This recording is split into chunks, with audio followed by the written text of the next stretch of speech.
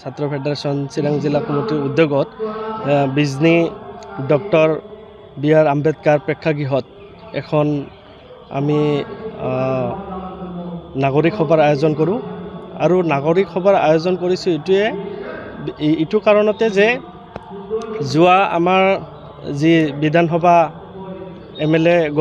L এ election গ'ল তো সেই MLA ইলেকশ্যন যোৱাৰ পিছত যি ৰিজাল্ট ফলাফল ওলোৱাৰ পিছত মানে আমি দেখিবলৈ পাইছোঁ যে বিভিন্ন জাগাত বিজনীত হওক বা বিষ্ণুপুৰত হওক বিভিন্ন জাগাত আমি দেখিবলৈ পাইছোঁ যে ইলেকশ্যনৰ পাৰপাছ লৈ হিংসাত্মক যি ঘৰ দুৱাৰ ভাঙা বা কিছুমানক মাৰধৰ কৰা তো এই বস্তুবিলাক আমি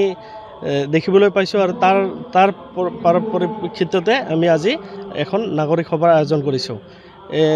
তো এই নাগৰিক সভাৰ জৰিয়তে মই সকলো সাধাৰণ ৰাইজক মই জনাব বিচাৰিম যাতে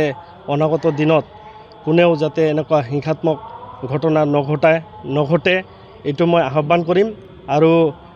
আমি বিজনীত থাকিব লাগিব সকলোৱে মিলিজুলি থাকিব লাগিব বিজনীত কোনো ধৰণৰ অশৃংখলাবদ্ধ যাতে নহয় কাৰোবাৰ ঘৰ দুৱাৰ যাতে নাভাঙে সেইকাৰণে মই